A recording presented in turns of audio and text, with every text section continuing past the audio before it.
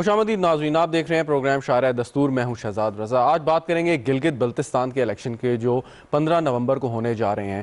تین بڑی سیاسی جماعتیں جن کے کینڈیڈیٹ وہاں پہ ہمیں نظر آ رہے ہیں اس وقت: پاکستان تحریک انصاف حکمران جماعت ہے جو سینٹر میں، پاکستان پیپلز پارٹی اور پاکستان مسلم لیگ نواز۔ پاکستان پیپلز پارٹی اور پاکستان مسلم لیگ نواز کی ٹاپ لیڈرشپ نے گلگت بلتستان میں جلسے کیے، انہوں نے وہاں پہ اپنے کینڈیڈیٹس کو سپورٹ کیا۔ اسی طرح پاکستان تحریک انصاف کے رہنما بھی وہاں پہ ہمیں نظر آئے۔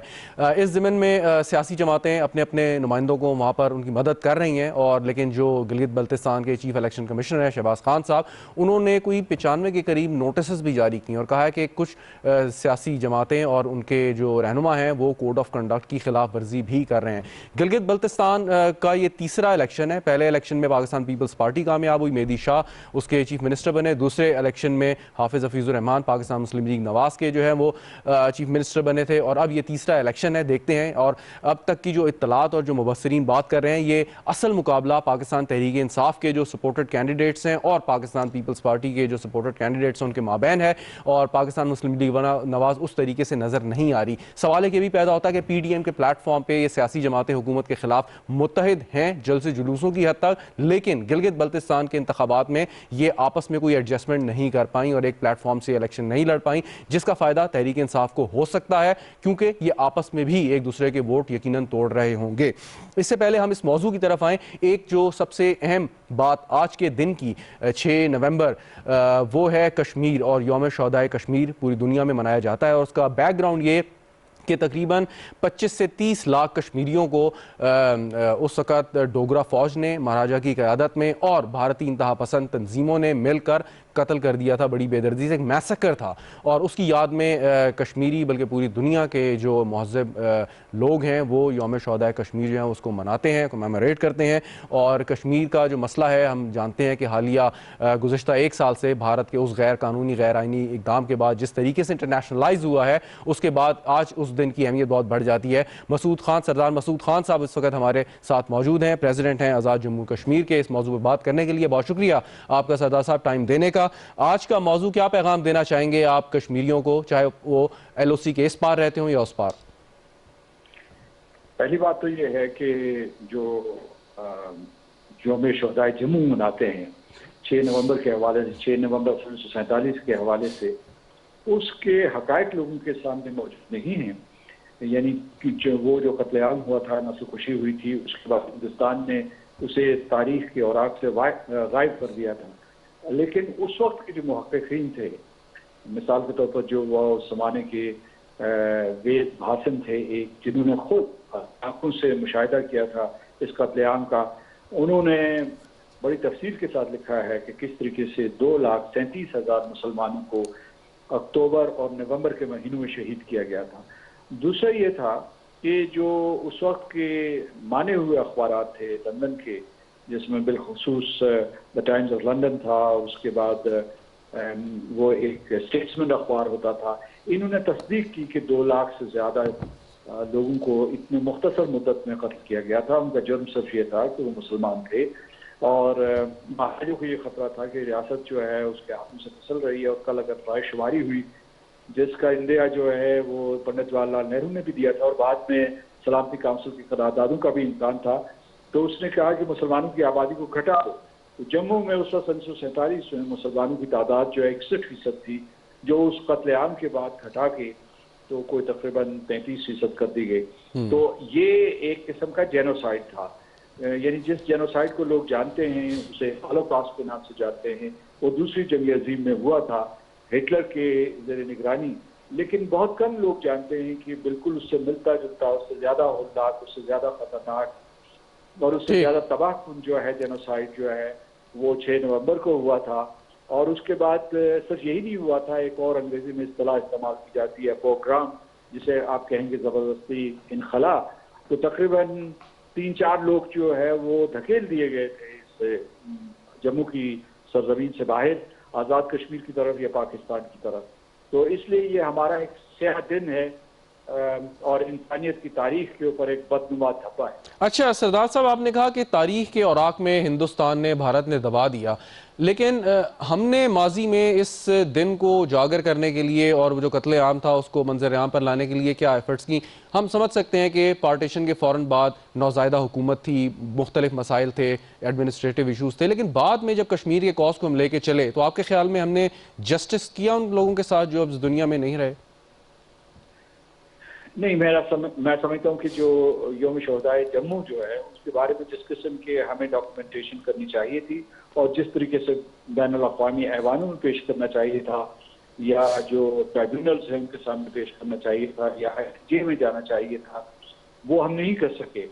لیکن اب ایک مرتبہ پھر جو ہے چونکہ ہندوستان کے مظالم کا سلسلہ بلند ترین سطح پہ پہنچ گیا ہے، تو ایک مرتبہ پھر موقع ہے کہ کیونکہ اسی قسم کا وہ قتل عام دوبارہ کرنے والے ہیں، انہوں نے یہ تیاری کر لی ہے کہ جس قسم کا قتل عام انہوں نے جموں میں 1947 میں کیا تھا اسی قسم کا وادی کشمیر میں کریں گے۔ اسی لیے وہ راشٹریہ سوائم سیوک سنگھ کے جو بہت ہی انتہا پسند آپریٹیوز ہیں یا ایجنٹ ہیں ان کو اور ہندو آبادی کو بہت بڑی تعداد میں پورے ہندوستان سے لا کے کشمیر میں بات کر رہے ہیں اور کشمیر کو دھمکا رہے ہیں کہ ہم تمہارا وہی اشر کریں گے جو مسلمانوں کا کیا تھا۔ تو اس کے لیے تیاری ہو رہی ہے۔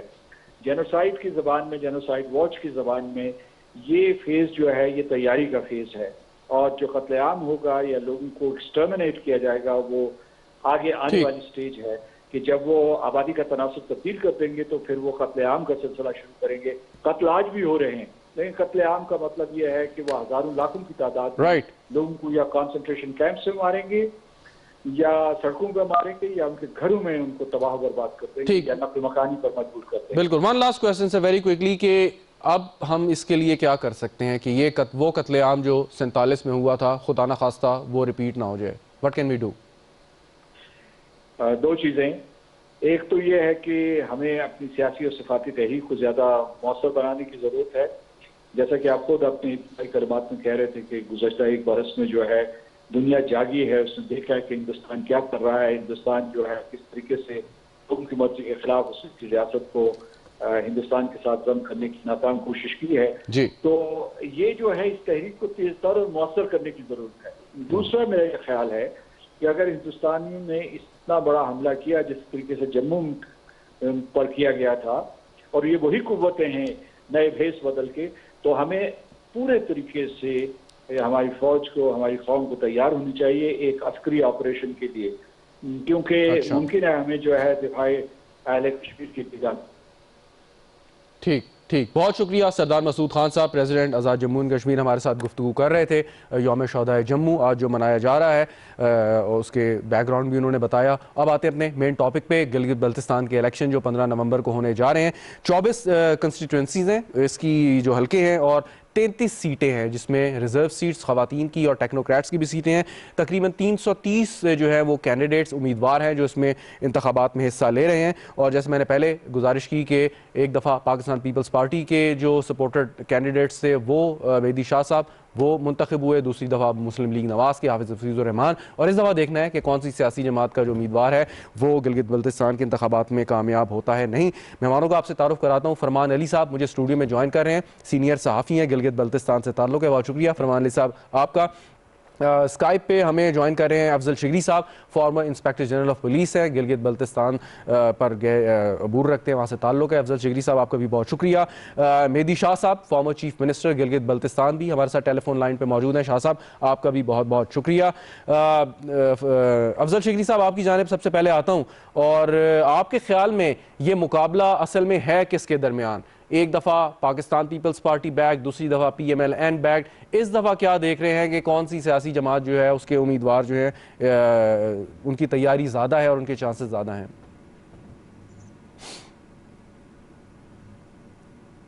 شگری صاحب آپ کو آواز آ رہی ہے؟ جی مجھ سے پوچھ رہے ہیں؟ جی جی سر آپ سے۔ نارملی تو میں پولیٹیکل ایشوز پہ بات نہیں کرتا ہوں، لیکن بہرحال آپ نے پوچھ لیا تو جو کچھ مجھے معلوم ہے میں عرض کر دیتا ہوں۔ میرا خیال ہے جو اب ہمیں آن گراؤنڈ جو سچویشن ہے اور جو وہاں سے فیڈ بیک ہے، پیپل پارٹی اور پی ٹی آئی کا مقابلہ نظر آتا ہے، میرا خیال ہے دوسری پارٹیاں جو ہے وہ شاید اتنی سیٹیں نہیں لے سکی جتنی انہوں نے پہلے لی تھی. پیپل پارٹی کا میرا خیال ہے ایک بہت زبردست ان کا ایک بنیاد وہاں پر ایک بیس ہے, بہت سے لوگ وہاں پر تھے اور اب بھی ان کا ایک تعلق اس پارٹی سے رہا ہے. اور پھر کانسٹیٹیوشنل جو رائٹس ہیں اس کی جو بات اگر کریں تو پیپل پارٹی نے ایک بہت پازیٹیو رول اس علاقے میں پلے کیا ہے اس کی وجہ سے. اور پھر ان کا اب جو ریسنٹلی جو وہاں پر آن گراؤنڈ اب یہ ان کی جو جلسے جلوس اور جو کاروائی ہو رہی ہے میرا خیال ہے اس کا بہت اچھا اثر پڑا ہے. بلاول بھٹو صاحب جو ہے وہاں پر گئے ہیں, میرا خیال ہے اس کا بہت زیادہ اثر ہوا ہے اور موبلائز ہوئی ہے پیپل پارٹی آن گراؤنڈ. ٹھیک, اچھا سر یہ مسلم لیگ کا جو ایجنڈا جو ہے وہ ان کا جو ڈیولپمنٹ کا تھا جو کام تھا وہ ان کا بیس تھا, لیکن ان کے بہت سے لیڈر جو ہے وہ وہاں سے ہٹ کے پی ٹی آئی میں بھی چلے گئے ہیں. تو میرا خیال ہے ان حالات میں جو الیکٹیبل پی ٹی آئی میں آ گئے ہیں اور وہاں پہ کیونکہ کانسٹیٹیوئنسی کی بڑی اسٹرانگ سیاست ہوتی ہے تو اس کی وجہ سے اور نیچرلی پی ٹی آئی جو ہے وہ ان پاور ہے ان پاکستان, اس کا بھی ایک اثر ہوتا ہے. تو اس کی وجہ سے یہ ان دو پارٹیوں کے درمیان میں لگتا ہے کہ مقابلہ ہوگا اور ان میں سے ایک پارٹی گورنمنٹ بنائے گی وہاں پہ انشاءاللہ. ٹھیک, سر یہ بتائیے کہ یہ انتخابات ہیں کتنے اہم گلگت بلتستان کی ڈیولپمنٹ کے لیے؟ ہم نے دیکھا کہ سی پیک کا جو منصوبہ ہے تقریباً 600 کلومیٹر کا وہ جو راہداری ہے وہ گلگت بلتستان میں سے گزر کے جائے گی اور بہت زیادہ ہائی ہوپس ہے اس حوالے سے. سو یہ جو پولیٹیکل اٹانومی ہے اور یہ سیاسی عمل ہے آپ کے خیال میں کتنا اہم ہے اس وقت گلگت بلتستان کے لیے شگری صاحب؟ یہ میرا خیال ہے بہت زیادہ اہم ہے اور میں تو ہمیشہ سے یہ میری ریکویسٹ ہے اور میری یہ ڈیمانڈ رہی ہے کہ اس علاقے کو پورے کانسٹیٹیوشنل رائٹس دیے جانے چاہیے. ایک غلط فہمی ہے آپ کے جو کشمیر کے جو ہمارے لیڈرز ہیں ان کے ذہن میں, ان کا خیال یہ ہے کہ یہ اس کے علاقے کا سٹیٹس کوئی تبدیل کرنے لگے ہیں. اگر سٹیٹس کی بات کرتے ہیں تو ہم نے یہ کہا ہے کہ آپ اس کو پروویژنل سٹیٹس دے دیں. اگر آپ پروویژنلی ایک انٹرنیشنل ٹریٹی چائنا کے ساتھ کر سکتے ہیں تو اسی بنیاد کے اوپر ایک پروویژنلی کانسٹیٹیوشنل رائٹس ان علاقوں کو دینے ہیں اور جہاں سے ان کی قسمت کے فیصلے ہوتے ہیں وہاں پر ان کی ریپرزنٹیشن ہونی چاہیے. ہم ہرگز یہ نہیں کہتے کہ ہمیں پاکستان میں پرماننٹلی مرج کیا جائے, پروویژنل پروونشل سٹیٹس کی بات کی جاتی ہے. اور مجھے نہیں معلوم کہ کیا وجہ ہے کہ کشمیر کی لیڈرشپ جو ہے وہ اس کے اوپر بہت زیادہ اعتراض کرتی ہے. ہمیں ان سے شکایت یہ ہے کہ جب ہمیں کسی قسم کے کوئی رائٹس نہیں تھے, ہماری کوئی اسمبلی نہیں تھی, ہمیں ایک صرف نوکرشاہی حکومت ہم پہ کر رہی تھی, اس وقت انہوں نے ہماری نہ لیے آواز اٹھائی اور نہ ہی یہ کہا کہ چلو اور کچھ نہیں تو آزاد کشمیر جیسا سٹیٹس ہمیں دے دے, وہ بھی نہیں دیا. میں سمجھتا ہوں کہ ان علاقے کے لوگوں نے اپنے آپ کو لبریٹ کر کے پاکستان میں شامل ہوئے. ہم نے اپنی شمولیت کا ریکویسٹ فائل کر کے 70 سال ہو گئے ہیں, جواب کے انتظار میں بیٹھے ہوئے ہیں اور ہم امید کرتے ہیں کہ جواب مثبت ملے گا.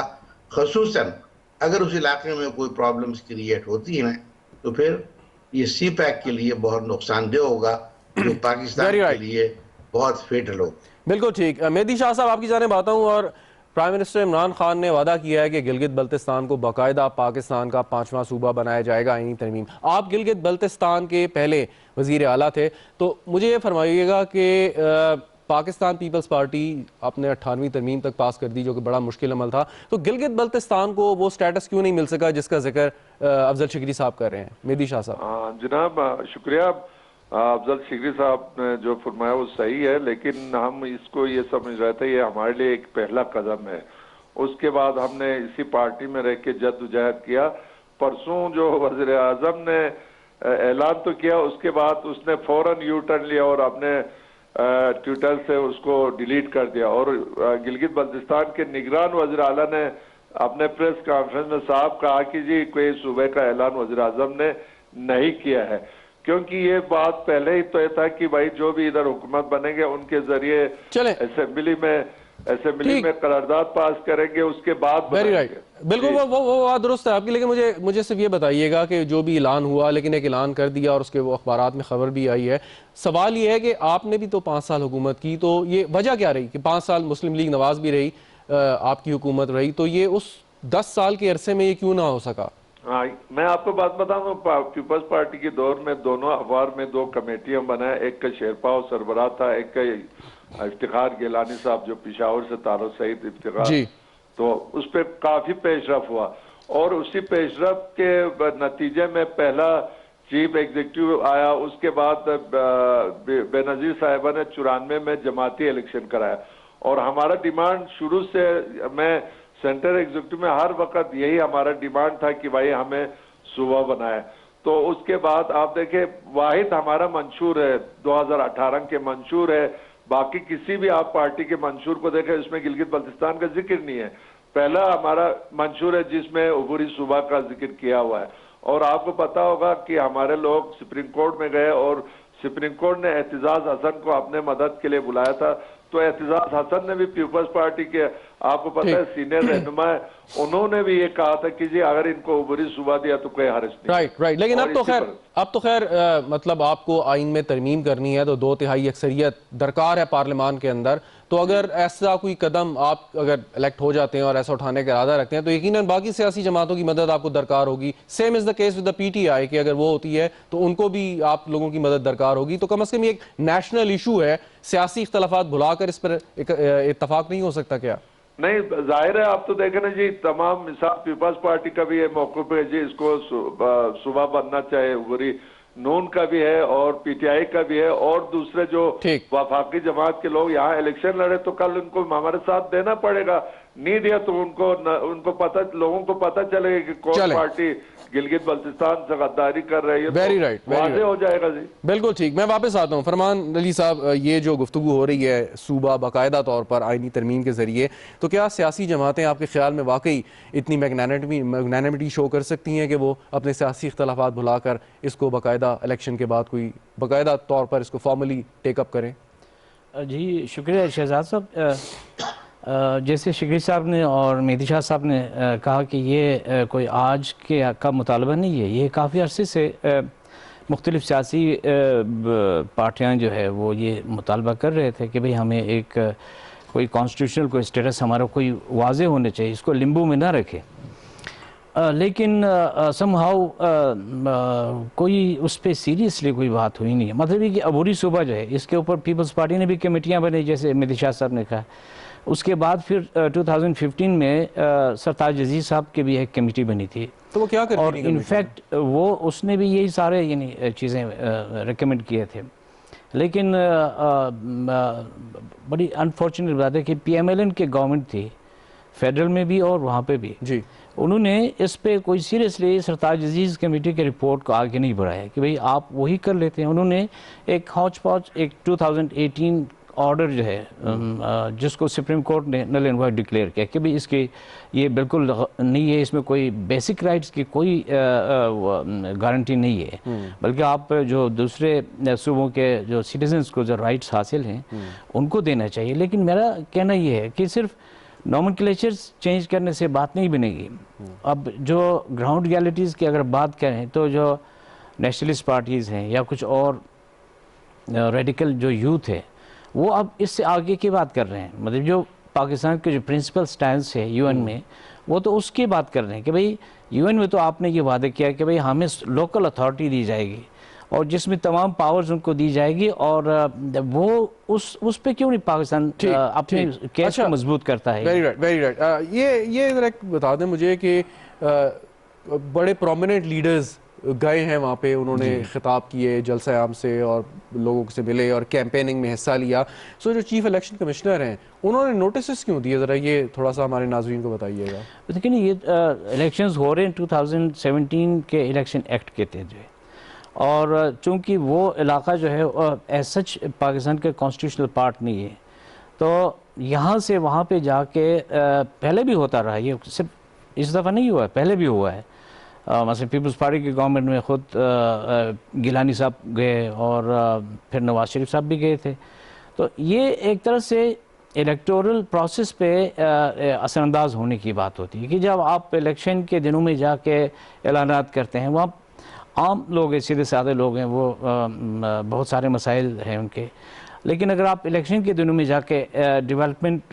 फंड्स की बात करें कि जी हम इतना अरब रुपए जो है इस कॉन्स्टिट्यूंसी में खर्च करेंगे, अब जैसे गंडापुर साहब ने कहा कि जी आप अगर 1 करोड़ देंगे तो हम 1 करोड़ आपको देंगे, तो आई मीन इट्स बिल्कुल टोटली यानी इंटरफेरेंस है उस सारे प्रोसेस में। तो इसको ट्रांसपेरेंसी जो है, जिसको मतलब आपके ख्याल में कि प्रोसेस इधर से किसी भी सियासतदान को नहीं जाना चाहिए? मेरा ख्याल है कि नहीं जाना चाहिए, इसलिए कि वहाँ के अपने जो डायनेमिक्स हैं, गिलगित बाल्टिस्तान के अपने जो पॉलिटिक्स है, वहाँ के अपने जो पॉलिटिकल लीडर्स हैं, उनको खुद अपने इलेक्टोरल्स के पास जाके उनसे जो आपने पिछले 5 साल में वादे किए थे उसके जवाबदेही भी होने चाहिए, और अपने हालात में खुद उसको जो है वो कैंपेन का हिस्सा बनने चाहिए, बजाय इसके कि यहाँ से आप और आप शिगरी साहब की बात से इत्तफाक करेंगे कि अब जो बज़ाहिर नज़र आ रहा है वो असल मुकाबला पाकिस्तान तहरीक इंसाफ और पाकिस्तान पीपल्स पार्टी के जो सपोर्टेड कैंडिडेट्स हैं उनके माबैन है?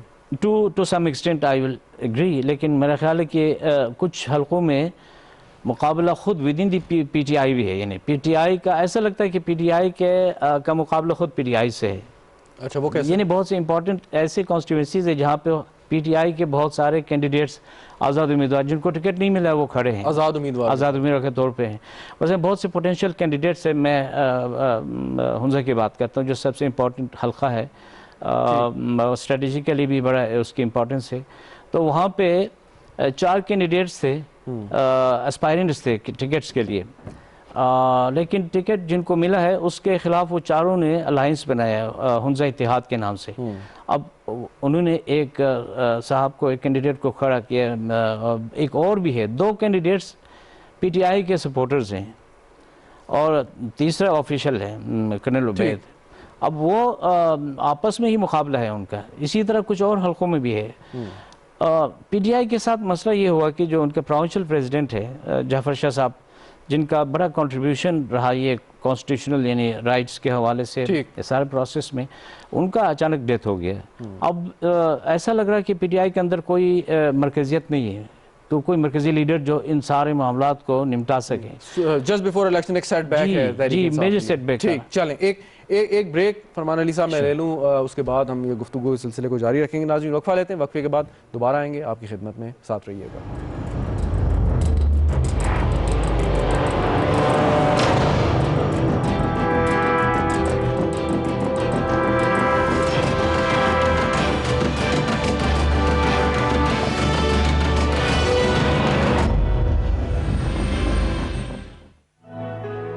आपका शनाख्ती कार्ड, आपका भी, इनका भी, इनका भी, यानी अब खैबर पख्तूनख्वा के हर खानदान के सरबराह का शनाख्ती कार्ड भी बन गया है सेहत कार्ड प्लस। रहते आप पूरे पाकिस्तान में जहां कहीं भी हो, अगर आपके शनाख्ती कार्ड पर मुस्तकिल पता खैबर पख्तूनख्वा का है तो अब सूबाई हुकूमत की जानिब से आप सब के खानदानों को मुल्क भर के 400 से ज्यादा मुंतखब शुदा सरकारी और प्राइवेट अस्पतालों में दाखिल होने की सूरत में सालाना 10 लाख रुपए तक के मुफ्त इलाज की सहूलत मिलनी शुरू हो गई है। 18 अरब रुपए की लागत से 65 लाख खानदानों के लिए इस प्रोग्राम में इतनी अच्छी खबरें हैं कि अगर सब यही बतानी शुरू कर दी तो टीवी के बाकी प्रोग्रामों को वक्त ही नहीं मिलेगा। इसलिए मजीद तफसीलात एक एक करके सेहत कार्ड प्लस अब सब के लिए। महकमा सेहत, हुकूमत खैबर पख्तूनख्वा। फौरी खबर हो, राय या तज्जिए, डिजिटल दुनिया में आपके साथ साथ पीटीवी न्यूज की सोशल मीडिया प्लेटफॉर्म्स पर बढ़ती मकबूलियत, टॉक शोज, खसूसी रिपोर्ट्स और आगाही के पैगामात की फौरी रसानी के लिए पेश पीटीवी न्यूज फेसबुक अकाउंट पर 30 लाख फॉलोअर्स मुकम्मल। हम पर एतमाद करने और जुड़े रहने पर आपका शुक्रिया। पीटीवी न्यूज, दुरुस्त हर वक्त बर वक्त।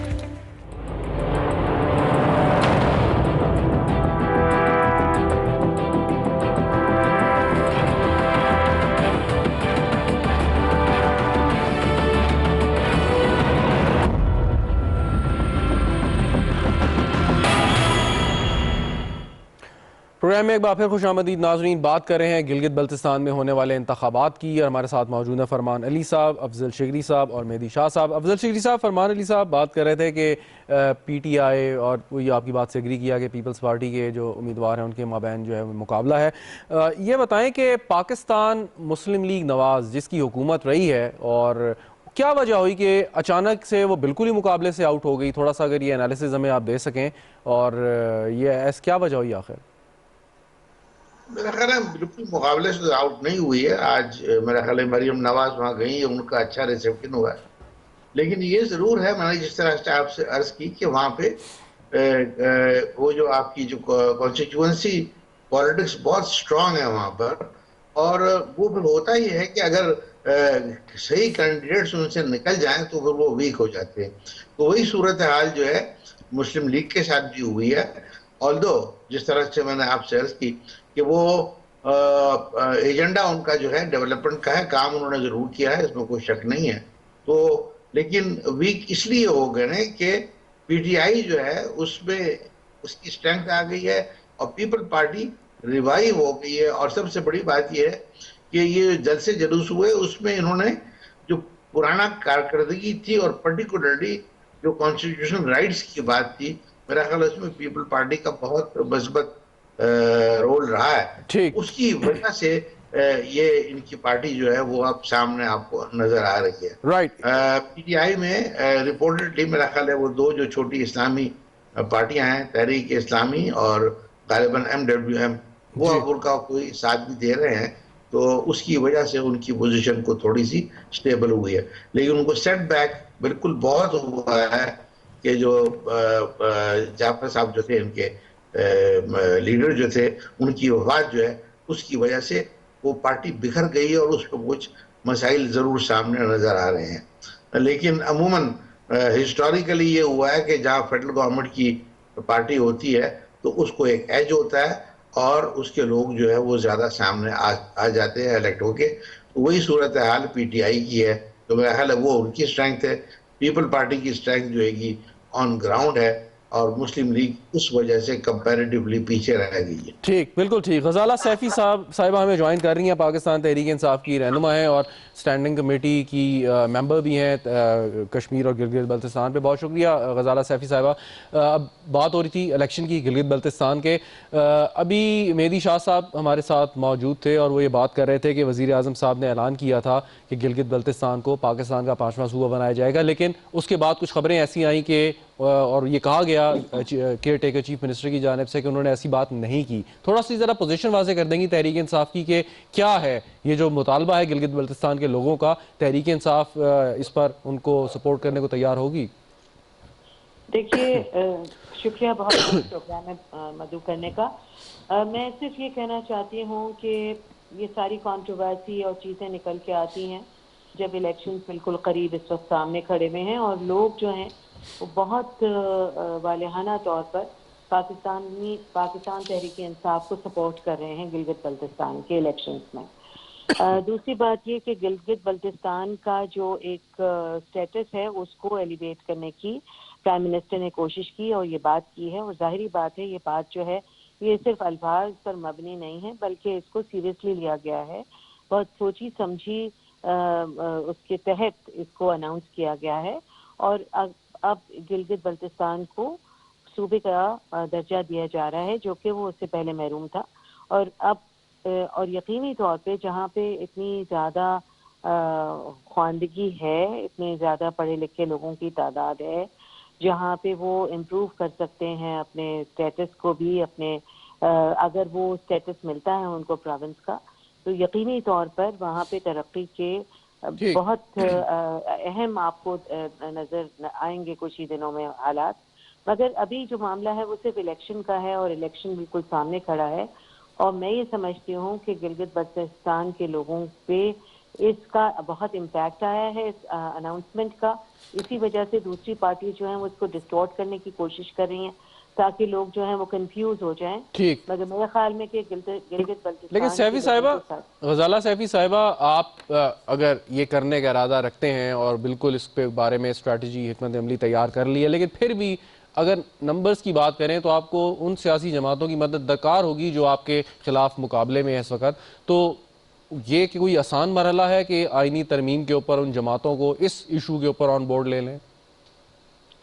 دیکھیے یہ چونکہ پاکستان کی سالمیت کا بھی اس میں تعلق ہے، گلگت بلتستان سے متعلق پاکستان کی سالمیت کا بھی تعلق ہے، اس لیے میں یہ سمجھتی ہوں کہ گلگت بلتستان کی جو سیاسی اس وقت پوزیشن ہے وہ صرف اس اناؤنسمنٹ کی وجہ سے، اور دوسری یہ کہ پاکستان تحریک انصاف کی جو گورنمنٹ اس کو وہ اسٹیٹس دینا چاہتی ہے وہ اس کی وجہ سے یہ نہیں ہوگا کہ ایوان کے اندر کوئی تفرقہ ہوگا، کیونکہ پاکستان کی ایک انٹیگریٹی کا بھی سوال ہے گلگت بلتستان کو ایک صوبہ بنانے کا۔ اس میں میرا خیال میں کوئی اور پارٹی، جتنے بھی پارٹی ہیں ان کو ایک ہی پیج پہ ہونا چاہیے، باقی اپنا ان کا اختیار ہے کہ کیمپین میں جو مرضی آئے بات کریں، مگر جہاں تک اس کو صوبہ دینے کا اختیار ہے اس پہ سب کو ایک ہونا چاہیے۔ بالکل ٹھیک، آپ ہمارے ساتھ ہی رہیے گا غزالہ سیفی صاحبہ۔ مہدی شاہ صاحب آپ ہمارے ساتھ ہی ہیں؟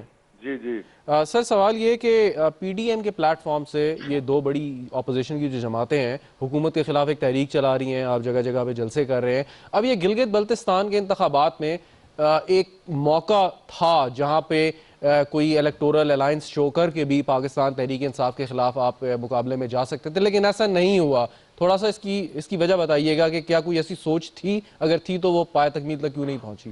نہیں، وہ پی ڈی ایم کا وہ تو انہوں نے ایکسٹینڈ یہاں نہیں کیا، لیکن ابھی میں محترمہ کا مشکور ہوں، انہوں نے کہا کہ صوبہ دیا جا رہا ہے، کہا تو دیا جا رہا ہے تو ہم بھی کہہ رہے ہیں نا دیا جائے گا۔ دوسری بات یہ ہے کہ ہمارا ابھی پی ٹی آئی نے اپنا جو ان کے اپنے جو لوگ ہیں وہ 3 آدمی کو ٹکٹ دیا، باقی سب نون لیگ کے لوگوں کو ٹکٹ دیا ہے۔ تو کہنے کا مطلب یہ ہے کہ اگر صوبے کے لیے اگر کوئی بھی مخلص ہو ہم اس کے لیے ساتھ کھڑے ہیں، ایسے نہ ہو کہ بھائی۔ لیکن یہاں ایک چیز ہے کہ گنڈاپور صاحب نے ایک مسئلہ ادھر یہ کہا جی آپ 1 ووٹ دیں گے تو میں 1 کروڑ دیں، اس سے ہمارے لوگوں میں غصے کا لہر لو رہا ہے کہ جی ہمیں خریدنا چاہتے ہیں، کیونکہ ہم کوئی بکاؤ مال نہیں ہے کہ کوئی ہمارے ووٹ خریدا۔ ہاں ٹھیک ہے آپ ترقیاتی بات کریں، لیکن اس نے اچھا اس پہ ایکسپلینیشن بھی ایک آ گئی کہ کسی اور کانٹیکس پہ بات ہو رہی تھی، لیکن میرا سوال جو سر تھا مہدی شاہ صاحب وہ یہ تھا کہ نون لیگ اور پیپلز پارٹی جن کے رہنما ہر وقت سٹیج پہ ہمیں نظر آتے ہیں ایک ساتھ تقریریں کرتے ہوئے، وہ اس انتخاب میں اس مقابلے میں اکٹھے نظر کیوں نہیں آئے؟ یہ ذرا بتا دیجیے گا۔ نہیں، ہمارے یہاں کوئی کسی پارٹی سے ہم لوگوں نے الائنس نہیں کیا، اور نون لیگ میں بھی اپنے پلیٹ فارم سے لڑ رہے ہیں، ہم بھی اپنے پلیٹ فارم سے لڑ رہے ہیں، ہمارا اپنی پارٹی۔ تو یہاں ابھی پی ٹی آئی نے مذہبی جماعتوں کا سہارا لیا ہے، وہاں ایم ڈبلیو ایم اور تحریک اسلامی سے یہ لوگ اتحاد کر رہا ہے، ہم نے کسی جماعت سے وہ نہیں۔ لیکن اس میں کیا برائی ہے کہ اگر مجلس وحدت مسلمین کا ووٹ بینک ہے اور وہ اچھا وہاں پہ کوئی کام کر رہے ہیں، کیونکہ ووٹ بینک تو آپ کو پتہ چلے گا ان کا ووٹ بینک کیا ہے کیا نہیں، یہ تو الیکشن میں آپ کو پتہ چلے گا۔ یہ تو واضح کر دیا چیف الیکشن کمشنر نے بڑے صاف الفاظ میں کہ ریلیجیس یا سیکٹیرین کارڈ نہیں کھیلا جائے گا۔ سو اگر کوئی سیاسی جماعت ہے چاہے اس کو آپ مذہبی رنگ دے لیں، لیکن اگر وہ پالیٹکس کرنا چاہتی ہے تو اس میں کیا برائی ہے سر؟ نہیں، برائی نہیں ہے، لیکن مسئلہ یہاں یہ ہے جب ہم ان کے خلاف بولتے ہیں نا تو وہ کہتے ہیں جی مذہب کے خلاف بولا۔ جب آپ ایک پارٹی ہے تو آپ پبلک پراپرٹی جب ہوتے تو ان کو تنقید بھی سننا پڑے گا، دوسروں کی باتیں بھی سننا پڑے گا۔ نہیں، تنقید کرنا بالکل آپ کا حق ہے اگر وہ، ہاں یہی میں آپ کو، لیکن وہ اس میں کیا کرتے ہیں، وہ امام باڑوں کو استعمال کر رہے ہیں، امام باڑوں میں جا رہے ہیں، تو اس سے بات تو نہیں بنتا۔ چلیں یہ ایشو تو آپ یقیناً چیف الیکشن کمشنر کے سامنے ریز کر سکتے ہیں، اور اگر کوئی کوڈ آف کنڈکٹ کی خلاف ورزی ہوئی ہے تو وہ ایکشن لینے کے بھی پابند ہیں۔ میں آپ کو بتا کنڈم آف کورٹ میں اس میں یہ تھا کہ صاحب لکھا ہوا تھا کہ جو سینیٹر ہے یا وہ وزیر ہے یا چیئرمین سینٹ یہ لوگ ادھر نہیں آ سکیں گے، اس میں یہ نہیں لکھا تھا کہ پارٹی کے رہنما نہیں آئیں گے۔ اس میں ابھی گنڈاپور صاحب نے جگہ جگہ ہمیں ہمارے قوم کے ساتھ مذاق، لیکن سر بلاول نوٹس تو بلاول بھٹو زرداری صاحب کو بھی ملا، وہ تو غلط دیا انہوں نے، یہی تو میں کہہ رہا ہوں، کیونکہ الیکشن کمشنر نے اس میں پارٹی رہنماؤں کا نہیں کیا ہے۔ اس نے کہا کہ کوئی وزیر، کوئی وزیر اعظم، کوئی वफाकी मिनिस्टर को आने का बंद किया है, वो वरना पार्टी के लीडर को। मैं वापस आता हूं सर, बिल्कुल आप पॉइंट वेल टेकन। फरमान अली साहब, ये जो पीडीएम का मैंने क्वेश्चन किया था कि अगर ये इकट्ठे होकर भी इंतखाबात लड़े, वजह क्या थी कि ये अपने अपने तौर पर ये कोशिश कर रहे हैं कि शहजाद साहब, इसमें बुनियादी तौर पर जिस चीज़ को समझना चाहिए वो PDM is not electoral, that is fine, लेकिन मतलब एक चांस था उनके पास। हाँ, लेकिन ऑब्वियसली उस इलाके के अपने जो, जैसे हमने कहा, पॉलिटिकल डायनेमिक्स डिफरेंट है। ठीक, आई मीन गिलगित बल्तिस्तान में पीपल्स पार्टी या पीएमएलएन कि उतनी ज़्यादा आपस में कोई अंडरस्टैंडिंग कोई मिनिमम पॉइंट्स पे कभी नहीं रहा है। तो ज़्यादातर मुकाबला पीएमएलएन और पीपीपी का ही रहा है ट्रेडिशनली। अब PTI is a new इंट्रेंट in the politics of Gilgit Baltistan. तो अब ये दोनों पार्टियां जो है, ये जाहिर बात है कि पीडीएम जो है यहाँ पे पाकिस्तान में एक डेमोक्रेटिक प्रोसेस को स्ट्रेंथन करने के लिए या सिविलियन सुप्रीमेसी को जो है वो बहाल करने की बात करते हैं। ये कोई इलेक्टोरल वो नहीं। अच्छा, एक थोड़ा सा तारीखी बात आप से करना चाहूँगा कि पहली दफ़ा मेहदी शाह साहब इलेक्ट हुए चीफ मिनिस्टर, ये जीते, फिर वो हार गए मुस्लिम लीग नवाज के उम्मीदवार के मुकाबले में। वजह क्या थी? क्या मतलब कोई इनकम्बेंसी फैक्टर था या कारकर्दगी ठीक नहीं थी या लोगों का जहन तब्दील हो गया था? सो एकदम से चेंज क्यों हुआ, ये कंटिन्यू क्यों नहीं कर सके? नहीं, उसमें जैसे शिगरी साहब ने फरमाया है ना, उसमें वहाँ की पॉलिटिक्स में एक मेजर फैक्टर ये होता है कि जो कॉन्स्टिट्यूंसी पॉलिटिक्स है या क्लेंस और फैमिली बैकग्राउंड या थोड़ा सा रिलीजियस जो फैक्टर्स हैं, ये ज़्यादा प्ले अप होते हैं। और दूसरी बात जो सबसे अहम फैक्टर है वो फेडरल गवर्नमेंट जिसकी होती है, यानी इस्लामाबाद में गवर्नमेंट होती है, जो कुछ हद तक हमने कश्मीर में भी देखा। बिल्कुल, लोग फिर एक पार्टी को छोड़ के दूसरी पार्टी में शामिल हो जाते हैं। मतलब अभी 27 कैंडिडेट्स ऐसे हैं जो गुज़श्ता 15-20 सालों से इसी असेंबली के मेंबर इलेक्ट होते आए हैं। वो मुख्तलिफ पार्टियों में रहे हैं, ठीक, कभी पीएम अल्काफ में रहे, मतलब वो कैंडिडेट्स जो सेंटर में जिसकी गवर्नमेंट उसके साथ शामिल, जो उसी के साथ शामिल हो जाते हैं। अच्छा, यानी बहुत कम ऐसे हैं जो कि नजरियाती तौर पर एक पार्टी के साथ रहते हैं। अब जो कैंडिडेट्स, क्या वजह क्या है इसकी? वही वो समझते हैं कि जी वफाक के पार्टी के साथ होने का मतलब ये है कि फंड्स वगैरह जो है या जो नीयती से शामिल होते हैं। नहीं, कोई नीति होता नहीं है। वो तो ऑब्वियसली जो रूलिंग जितने भी ये पार्टियां हैं, इनके जो कैंडिडेट्स होते हैं, वो कोई पब्लिक इश्यूज के ऊपर इलेक्ट होकर नहीं आते हैं। ठीक, वो उनके अपने पर्सनल इंटरेस्ट्स होते हैं ज्यादातर लोगों के। तो आइडियोलॉजिकली इसको अगर डिफाइन करेंगे वहाँ के उम्मीदवारों को, तो वो कैसे करेंगे आप? नहीं, आइडियोलॉजिकल बेस पे तो कभी नहीं रहा ना, कभी नहीं रहा। किसी हद तक पीपल्स पार्टी को कह सकते हैं कि इस दफा जो कैंडिडेट्स हैं इनके, ये वो पुराने लोग हैं इनके जो पार्टी के अंदर रहे हैं, लेकिन बाकी पार्टियों का जो है ये आप नहीं कह सकते हैं। ठीक, अच्छा, एक सवाल और फिर शिगरी साहब के पास जाता हूँ, वो ये कि इश्यूज क्या हैं? ये तो एक आपने बताया था, लेकिन वो भी एक इलाका है, लोग हैं वहाँ, महंगाई भी होगी, गुर्बत भी, क्योंकि इस्लामाबाद में हमें उतनी ज़्यादा खबरें नहीं मिलती, और उसके साथ तालीम का भी इशू होगा। अब हुंजा में लिटरेसी रेट बहुत अच्छा है, क्या बाकी इलाकों में भी ये असल में ग्राउंड पे लोगों के, आम लोगों के इशूज़ क्या हैं मेजर? देखिए, अभी गजाला सैफी साहिबा ने कहा कि वो पाकिस्तान की सालमिया स्ट्रेटेजिक उसकी अहमियत है, लेकिन मैं समझता हूँ कि उससे ज़्यादा लोगों की ज़िंदगी की भी अहमियत होती है। ठीक, आप सिर्फ अपने स्ट्रेटेजिक पॉइंट से ना देखें चीज़ों को। तो लोगों की क्या के जो इश्यूज़ है, सबसे बड़ा इशू ये है कि 3 लाख नौजवान इस वक्त उस खित्ते से बाहर हैं।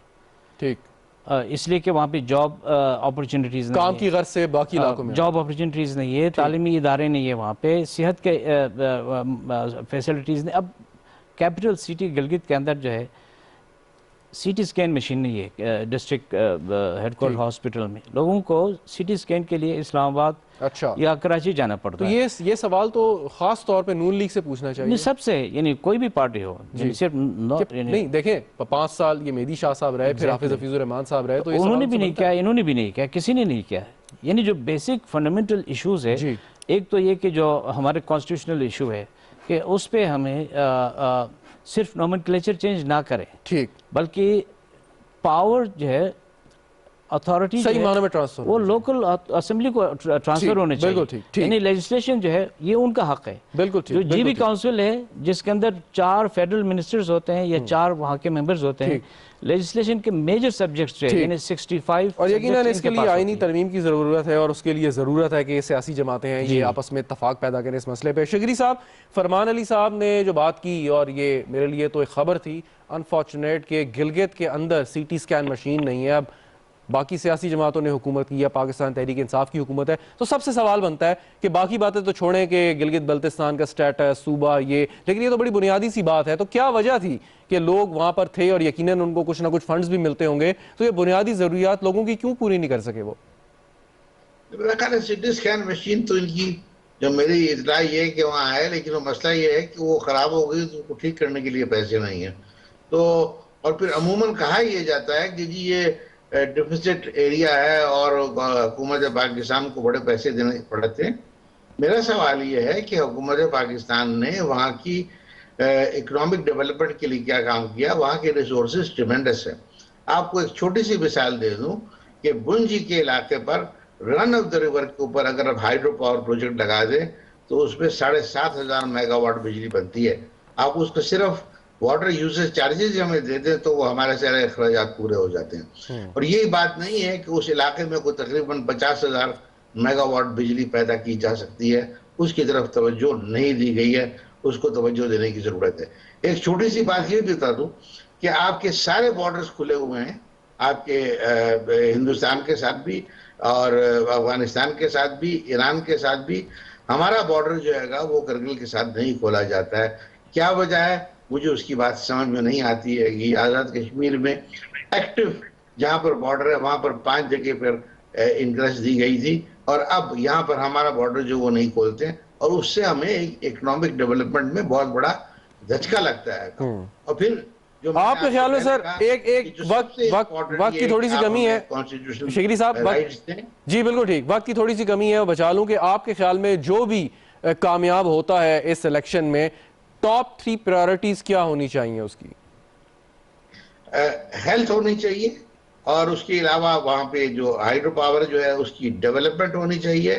اور تیسرا یہ ہے جو سب سے زیادہ پہلا ہے وہ یہ ہے کہ کانسٹیٹیوشنل رائٹس کے لیے اسے کام کرنا. بالکل ٹھیک. مہدی شاہ صاحب، فائنل کوسچن یہی والا جو میں نے شگری صاحب سے کیا، اگر آپ لوگ جیتنے میں کامیاب ہوتے ہیں تو پہلی 3 چیزیں کیا ہوں گی جن پر فوری طور پر آپ عمل درآمد کرنا چاہیں گے؟ ہمارے یہاں سب سے پہلے تو وہی صوبائی اسٹیٹس کی بات ہے، ٹاپ آف پرائرٹی پر، ٹھیک ہے نا جی؟ ٹھیک. دوسرا ہمارے یہاں سب سے بڑا جو مسئلہ ہے، جیسے افضل شیری صاحب نے کہا اگر یہاں 50,000 بجلی کا وہ کرے تو ہو سکتا. تیسرا ہمارا سب سے بے روزگاری ہے، کیونکہ ہمارے یہاں کوئی انڈسٹری نہیں، کوئی فیکٹری نہیں، کوئی چیز نہیں ہے، صرف اور صرف حکومت کے ملازمت پر انحصار کرتے. تو یہ ہمارے لیے بہت بڑا چیلنج ہے. ٹھیک. اور چلیں بالکل ٹھیک. غزالہ سیفی صاحبہ، سیم کوسچن ٹو یو. دیکھیے، جب ہمارا انٹرسٹ پورے پاکستان کا انٹرسٹ ایک ایسے صوبے پہ جو کہ بہت سارے ریسورسز کے باوجود سفر کرتا رہا ہے اور یہ 2 پارٹیز جو ہیں مسلسل رول کرتی رہی ہیں، پاکستان پیپلز پارٹی اور PMLN، اور پاکستان تحریک انصاف کی انکلوژن جو ہوئی ہے، تو ہمیں یقیناً انسانی جذبات، انسانی حقوق اور ان کا اس اسٹیٹس کو بھی خیال رکھتے ہوئے ان تمام چیزوں کی جو ان کی ضروریات ہیں اس کو کنسیڈریشن میں رکھنا پڑے گا، انہی کا وعدہ کرنا پڑے گا اور انہی وعدوں کو پورا کرنا پڑے گا. کیونکہ یہ جو ڈیموگرافک چینج ہو جانے سے انسانوں کے اسٹیٹس کو بھی چینج ہونا چاہیے. میں اس پہ یقین رکھتی ہوں اور میرے خیال میں ہمارے پرائم منسٹر بھی اس پہ یقین رکھتے ہیں اور انشاءاللہ پاکستان تحریک انصاف کی گورنمنٹ آنے پہ ان کے بہت سارے جو مسائل ہیں وہ حل ہوں گے، مگر اس میں جو ان کی لوکل لیڈرشپ ہے اس کو ایمرج کر کے اپنی تمام جو ضروریات ہیں اس کو لے کر آگے آنا ہوگا. یہ صرف الیکشن تک کا نہیں رہنا چاہیے بلکہ الیکشن کے بعد بھی اس پروسیس کو کنٹینیو ہونا چاہیے. بہت شکریہ غزالہ سیفی صاحبہ، آپ ہمارے ساتھ موجود تھیں، گفتگو کر رہی تھیں. Afzal Shigri sahab thank you so much for joining us. آپ کا بھی مہدی شاہ صاحب ہمارے ساتھ موجود تھے. فرمان علی صاحب بہت بہت شکریہ، آپ تشریف لائے. ناظرین گفتگو آپ نے سنی. 15 تاریخ کو گلگت بلتستان میں انتخابات ہونے جا رہے ہیں، اور جیسے میرے معزز مہمان بات کر رہے تھے کہ اصل مقابلہ پیپلز پارٹی اور پاکستان تحریک انصاف کے ساتھ ہے. پاکستان تحریک انصاف کو ایج حاصل ہے کہ وہ سینٹر میں یعنی مرکز میں اس کی حکومت ہے. ساتھ ساتھ وہ اہم امیدوار جو گزشتہ اسمبلی میں پاکستان مسلم لیگ نواز کا حصہ تھے انہوں نے شمولیت اختیار کی ہے تحریک انصاف میں. اس کے ساتھ تحریک انصاف نے جو وعدے کیے ہیں گلگت بلتستان کے لوگوں سے وہ بھی غزالہ سیفی صاحبہ جیسے بات کر رہی تھی کہ لوگوں میں ایک اپیل ہے تحریک انصاف کو ووٹ دینے کے لیے، کیونکہ ان کے مطابق وہ گزشتہ 2 حکومتوں سے اس طریقے سے مطمئن نہیں تھے. لیکن ساتھ میں مہدی شاہ صاحب پاکستان پیپلز پارٹی کے رہنما سابق چیف منسٹر، ان کا یہ دعویٰ ہے کہ ان کی پوزیشن بڑی زیادہ مضبوط ہے، اور جو جس طرح منشور کے مطابق گلگت بلتستان کو پورے کے پورے آئینی حقوق دینے کا جو وعدہ کیا ہے لوگ اس پہ بہت زیادہ انہیں اپریشیٹ کر رہے ہیں. جلسہ بھی ان کے بلاول بھٹو زرداری صاحب نے کیا جس کا ان کے مطابق بہت زیادہ رسپانس آیا. سوال اب یہی پیدا ہوتا ہے کہ یہ سیاسی جماعتیں کوئی بھی سیاسی جماعت یا ان کے رہنما وہاں پر الیکشن جیتیں، کیا تبدیلی وہ لے کے آئیں گے جو گزشتہ 10 سالوں کے دوران نہیں آ سکی. گلگت بلتستان کے لوگ اتنے ہی پاکستانی ہیں جتنے ہم ہیں، ان کا بھی پاکستان پر اور اس کے ریسورسز پر اتنا ہی حق ہے جتنا ہمارا ہے. لیکن اگر جیسے فرمان علی صاحب نے کہا کہ سیاسی جماعتیں حکومت کرتی آئی ہیں اور اب اگر وہاں پر سی ٹی اسکین مشین تک نہیں ہے اور گلگت سے اسلام آباد کا سفر 12 گھنٹوں سے زیادہ یا 18 گھنٹوں کا سفر ہے اور وہ لوگ اسلام آباد آ کے اپنا علاج کروانے پر مجبور ہیں، تو یہ سوچنے کا مقام ہے. اور کوئی بھی شخص یا کوئی بھی جماعت جیتے وہاں پہ یہ ضرور ان کو سوچنا چاہیے کہ ان کے لوگوں کو اور کوئی حقوق آپ دے نہ دیں، یہ بنیادی جو زندگی کی ضروریات ہیں یہ ضرور پورا کریں. پروگرام دیکھنے کا شکریہ، اجازت دیجیے، خدا حافظ.